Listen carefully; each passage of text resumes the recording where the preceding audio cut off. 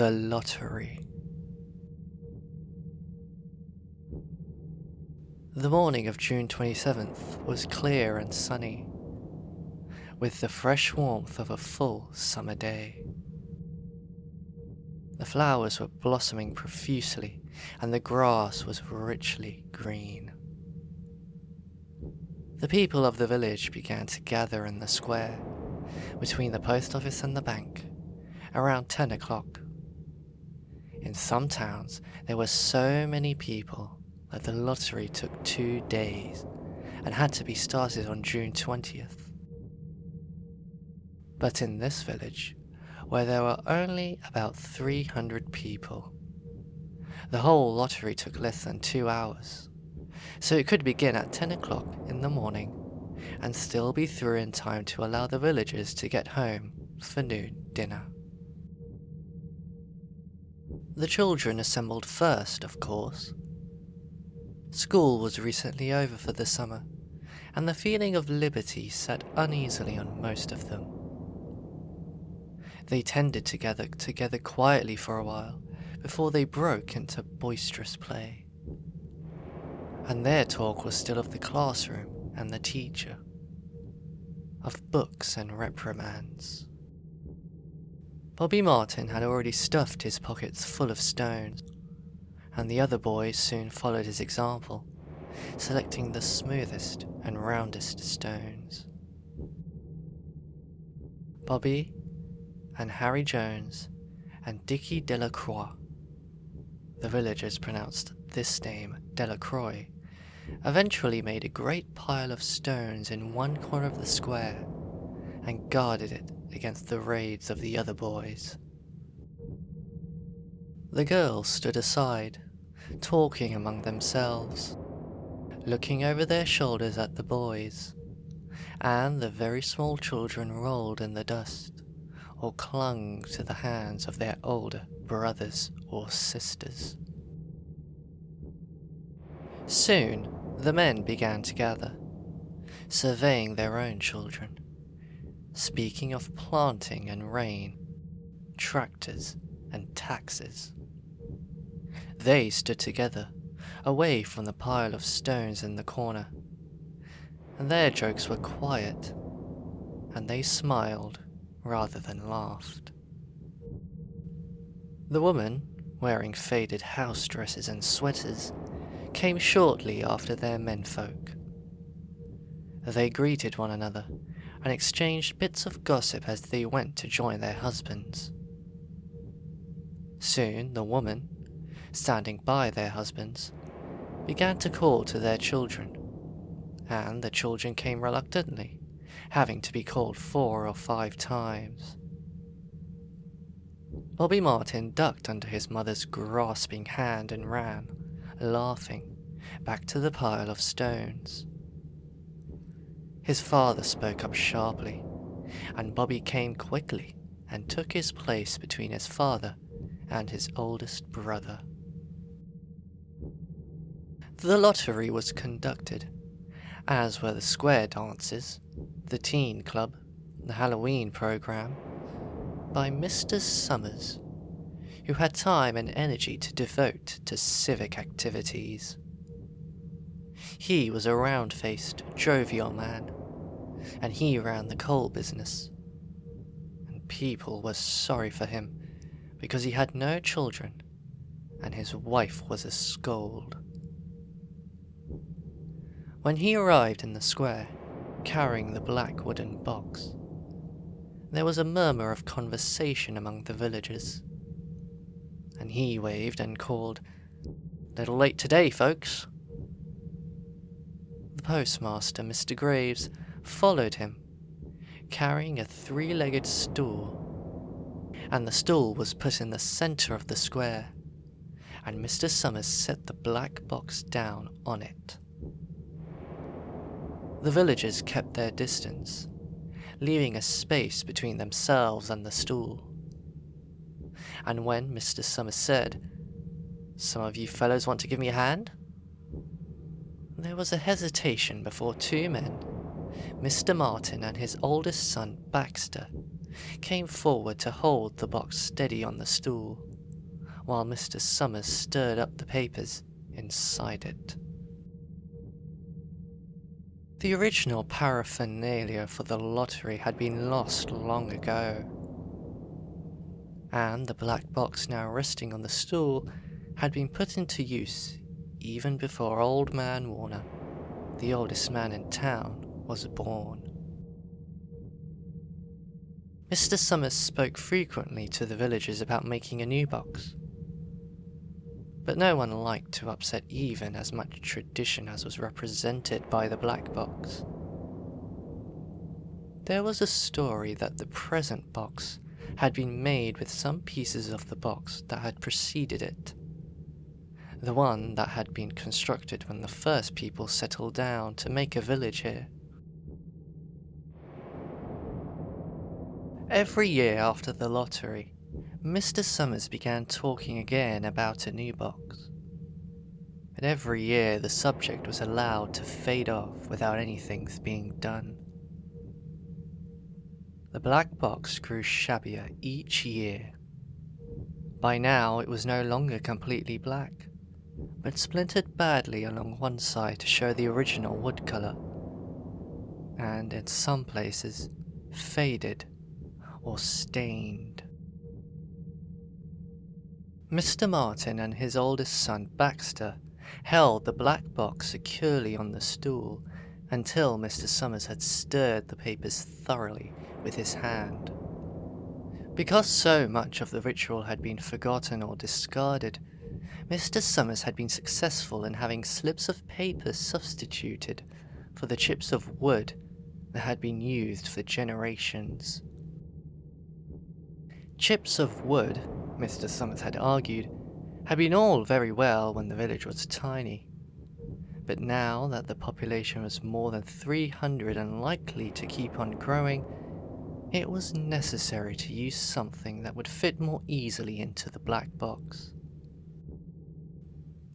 The night before the lottery, Mr. Summers and Mr. Graves made up the slips of paper and put them in the box, and it was then taken to the safe of Mr. Summers's coal company and locked up until Mr. Summers was ready to take it to the square next morning. The rest of the year, the box was put away, sometimes one place, sometimes another. It had spent 1 year in Mr. Graves's barn, and another year underfoot in the post office. And sometimes it was set on a shelf in the Martin grocery, and left there. There was a great deal of fussing to be done before Mr. Summers declared the lottery open. There were the lists to make up, of heads of families, heads of households in each family, members of each household in each family.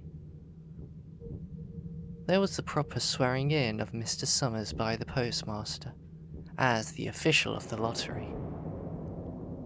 At one time, some people remembered, there had been a recital of some sort, performed by the official of the lottery. A perfunctory, tuneless chant that had been rattled off duly each year. Some people believed that the official of the lottery used to sound just so when he said or sang it. Others believed that he was supposed to walk among the people. But years and years ago this part of the ritual had been allowed to lapse. There had been, also, a ritual salute, which the official of the lottery had had to use in addressing each person who came up to draw from the box. But this also had changed with time, until now it was felt necessary only for the official to speak to each person approaching. Mr. Summers was very good at all this. In his clean white shirt and blue jeans, with one hand resting carelessly on the black box. He seemed very proper and important as he talked interminably to Mr. Graves and the Martins. Just as Mr. Summers finally left off talking and turned to the assembled villagers, Mrs. Hutchinson came hurriedly along the path to the square, her sweater thrown over her shoulders, and slid into place in the back of the crowd. "Clean forgot what day it was," she said to Mrs. Delacroix, who stood next to her, and they both laughed softly. "Thought my old man was out back stacking wood," Mrs. Hutchinson went on. "And then I looked out the window and the kids was gone. And then I remembered it was the 27th and came running."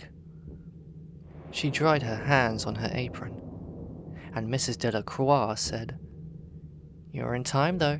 They're still talking away up there." Mrs. Hutchinson craned her neck to see through the crowd, and found her husband and children standing near the front. She tapped Mrs. Delacroix on the arm as a farewell, and began to make her way through the crowd. The people separated good-humouredly to let her through. 2 or 3 people said in voices just loud enough to be heard across the crowd, "Here comes your Mrs. Hutchinson," and "Bill, she made it after all." Mrs. Hutchinson reached her husband, and Mr. Summers, who had been waiting, said cheerfully, "Thought we were going to have to get on without you, Tessie." Mrs. Hutchinson said, grinning, "Wouldn't have me leave me dishes in the sink now, would you, Joe?" And soft laughter ran through the crowd as the people stirred back into position after Mrs. Hutchinson's arrival. "Well now," Mr. Summers said soberly, "guess we better get started. Get this over with so's we can go back to work. Anybody ain't here?" "Dunbar," several people said. "Dunbar, Dunbar." Mr. Summers consulted his list. "Clyde Dunbar," he said. "That's right. He's broken his leg, hasn't he? Who's drawing for him?" "Me, I guess," a woman said, and Mr. Summers turned to look at her. "Wife draws for her husband?" Mr. Summers said. "Don't you have a grown boy to do it for you, Janie?" Although Mr. Summers and everyone else in the village knew the answer perfectly well, it was the business of the official of the lottery to ask such questions formally.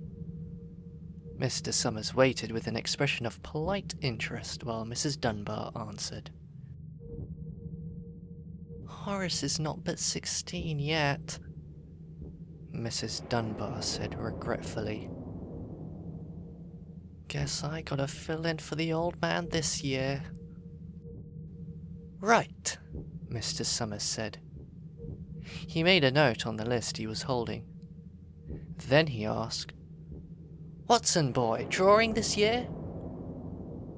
A tall boy in the crowd raised his hand. "Here," he said. I'm drawing for my mother and me." He blinked his eyes nervously and ducked his head as several voices in the crowd said things like, "Good fellow, lad," and "Glad to see your mother's got a man to do it." "Well," Mr. Summers said, "guess that's everyone. Old man wanna make it?" "Here," a voice said, and Mr. Summers nodded. A sudden hush fell on the crowd as Mr. Summers cleared his throat and looked at the list. "All ready?" he called. "Now, I'll read the names, heads of families first, and the men come up and take a paper out of the box. Keep the paper folded in your hand without looking at it until everyone has had a turn. Everything clear?" The people had done it so many times that they only half listened to the directions.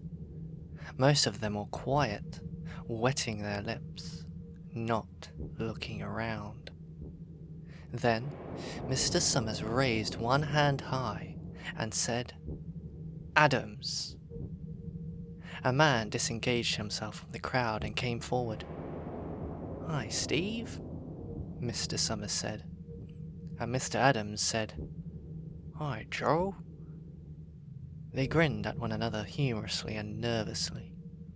Then Mr. Adams reached into the black box and took out a folded paper. He held it firmly by one corner as he turned and went hastily back to his place in the crowd, where he stood a little apart from his family, not looking down at his hand. "Allen," Mr. Summers said. "Anderson. Bentham." "Seems like there's no time at all between lotteries anymore," Mrs. Delacroix said to Mrs. Graves in the back row. "Seems like we got through with the last one only last week." "Time sure goes fast," Mrs. Graves said. "Clark. Delacroix." "There goes my old man," Mrs. Delacroix said. She held her breath while her husband went forward. "Dunbar," Mr. Summers said, and Mrs. Dunbar went steadily to the box while one of the women said, "Go on, Janie," and another said, "There she goes." "We're next," Mrs. Graves said. She watched while Mr. Graves came around from the side of the box, greeted Mr. Summers gravely, and selected a slip of paper from the box. By now, all through the crowd, there were men holding the small folded papers in their large hand, turning them over and over nervously. Mrs. Dunbar and her two sons stood together, Mrs. Dunbar holding the slip of paper. "Harbert. Hutchinson." "Get up there, Bill," Mrs. Hutchinson said, and the people near her laughed. "Jones." "They do say," Mr. Adams said to Old Man Warner, who stood next to him, "that over in the North Village, they're talking of giving up the lottery." Old Man Warner snorted. "Pack of crazy fools," he said. "Listening to the young folks, nothing's good enough for them. Next thing you know, they'll be wanting to go back to living in caves. Nobody work anymore. Lived that way for a while. Used to be a saying about lottery in June, corn be heavy soon. First thing you know, we'd all be eating stewed chickweed and acorns. There's always been a lottery," he added petulantly. "Bad enough to see young Joe Summers up there joking with everybody." "Some places have already quit lotteries," Mrs. Adams said. "Nothing but trouble in that," Old Man Warner said stoutly. "Pack of young fools." "Martin." And Bobby Martin watched his father go forward. "Overdyke. Percy." "I wish they'd hurry," Mrs. Dunbar said to her older son. "I wish they'd hurry." "They're almost through," her son said. "You get ready to run tell Dad," Mrs. Dunbar said. Mr. Summers called his own name, and then stepped forward precisely and selected a slip from the box. Then he called, "Warner!" 77th year I've been in the lottery, Old Man Warner said as he went through the crowd. 77th time. Watson! The tall boy came awkwardly through the crowd. Someone said, "Don't be nervous, Jack." And Mr. Summers said, "Take your time, son." Zanini. After that, there was a long pause. A breathless pause. Until Mr. Summers, holding his slip of paper in the air, said, "All right, fellows." For a minute, no one moved. And then, all the slips of paper were opened. Suddenly, all the women began to speak at once, saying, "Who is it? Who's got it? Is it the Dunbars? Is it the Watsons?" Then the voices began to say, "It's Hutchinson. It's Bill. Bill Hutchinson's got it." "Go tell your father," Mrs. Dunbar said to her oldest son. People began to look around to see the Hutchinsons. Bill Hutchinson was standing quiet, staring down at the paper in his hand.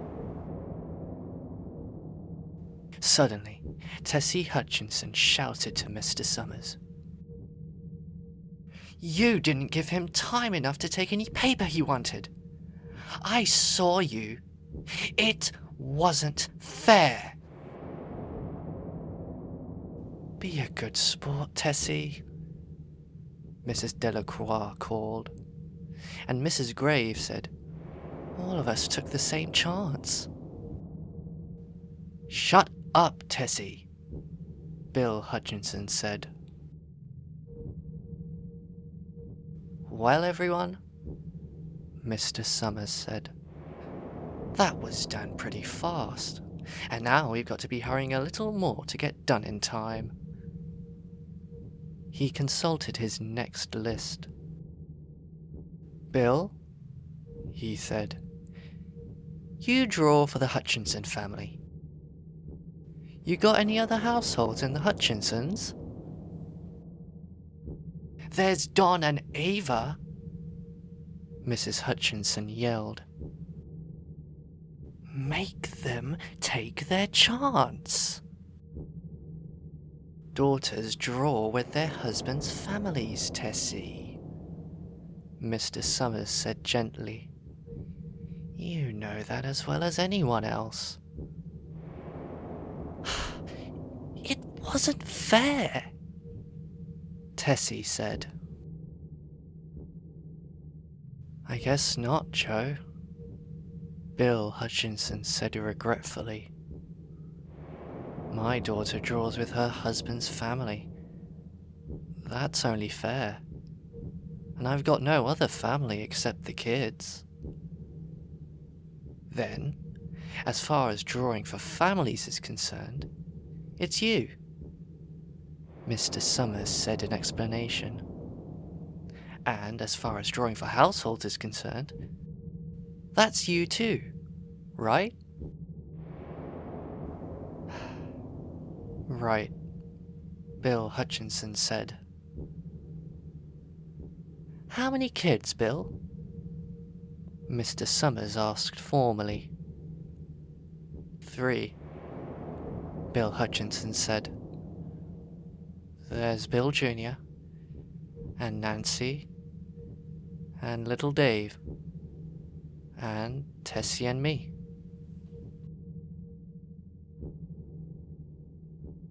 "All right then," Mr. Summers said, Harry, you got their tickets back? Mr. Graves nodded and held up the slips of paper. Put them in the box then, Mr. Summers directed. Take Bill's and put it in. I think we ought to start over, Mrs. Hutchinson said, as quietly as she could. I tell you, it wasn't fair. You didn't give him time enough to choose. Everybody saw that. Mr. Graves had selected the 5 slips and put them in the box, and he dropped all the papers but those onto the ground, where the breeze caught them and lifted them off. Listen, everybody, Mrs. Hutchinson was saying to the people around her. Ready, Bill? Mr. Summers asked, and Bill Hutchinson, with one quick glance around at his wife and children, nodded. Remember, Mr. Summers said, take the slips and keep them folded until each person has taken one. Harry, you help little Dave. Mr. Graves took the hand of the little boy, who came willingly with him up to the box. Take a paper out of the box, Davy, Mr. Summers said. Davy put his hand into the box and laughed. Take just one paper, Mr. Summers said. Harry, you hold it for him. Mr. Graves took the child's hand and removed the folded paper from the tight fist and held it while little Dave stood next to him and looked up at him wonderingly. Nancy next, Mr. Summers said. Nancy was 12, and her school friends breathed heavily as she went forward switching her skirt and took a slip daintily from the box. Bill Jr., Mr. Summers said, and Billy, his face red and his feet over large, nearly knocked the box over as he got a paper out. Tessie, Mr. Summers said. She hesitated for a minute, looking around defiantly, and then set her lips and went up to the box. She snatched a paper out and held it behind her. Bill, Mr. Summers said. And Bill Hutchinson reached into the box and felt around, bringing his hand out at last with the slip of paper in it. The crowd was quiet. A girl whispered, I hope it's not Nancy. And the sound of the whisper reached the edges of the crowd. It's not the way it used to be, Old Man Warner said clearly. People ain't the way they used to be. All right, Mr. Summers said. Open the papers. Harry, you open little Dave's. Mr. Graves opened the slip of paper, and there was a general sigh through the crowd as he held it up, and everyone could see that it was blank. Nancy and Bill Jr.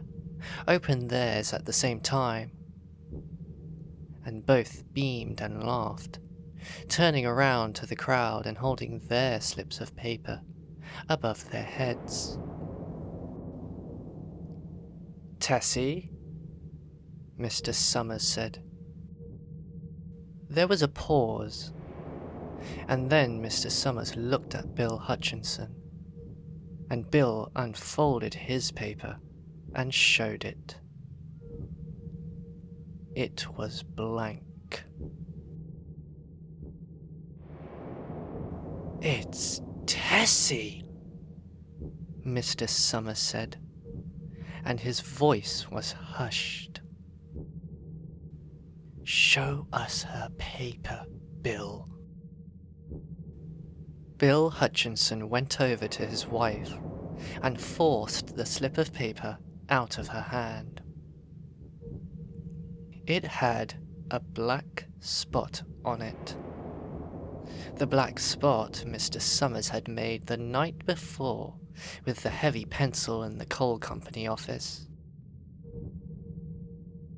Bill Hutchinson held it up, and there was a stir in the crowd.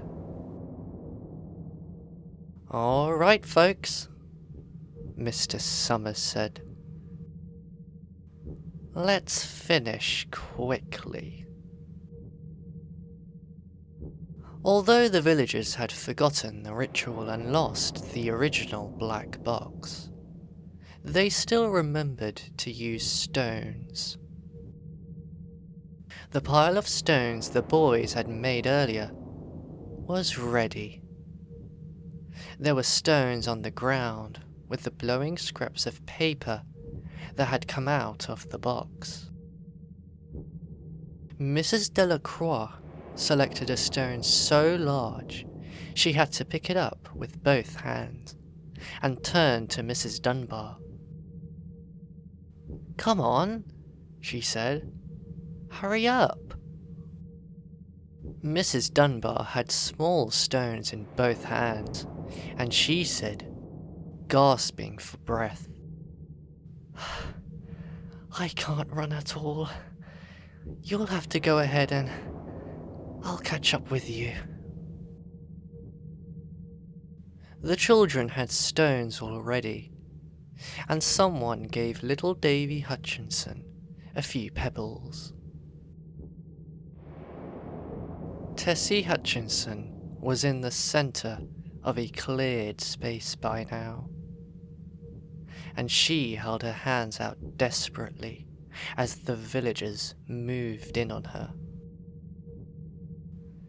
"It isn't fair," she said. A stone hit her on the side of the head. Old Man Warner was saying, "Cupboard, cupboard, everyone." Steve Adams was in the front of the crowd of villagers, with Mrs. Graves beside him. "It isn't fair. It isn't right." Mrs. Hutchinson screamed. And then they were upon her.